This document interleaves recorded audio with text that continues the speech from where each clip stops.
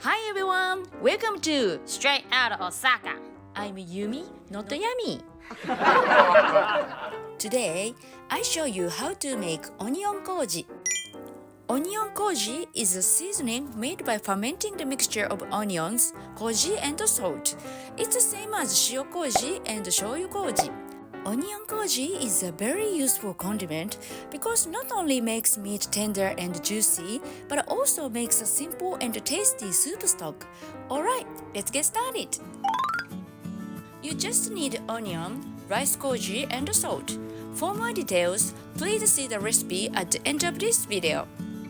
First, mix rice koji and salt, then mix well by hand. Cut onion in small pieces and put it in the food processor. If you don't have a food processor, just grate it on a grater.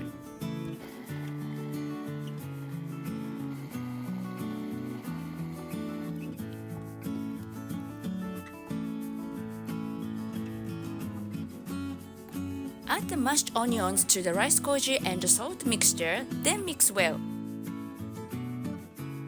Place in a clean lidded container. Cover loosely but not tightly. Store at the room temperature away from direct sunlight.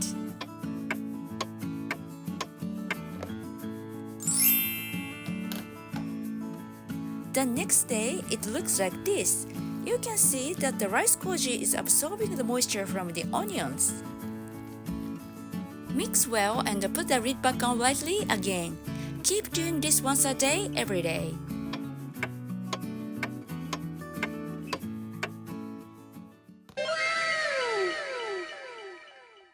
This is onion koji on the 10th day.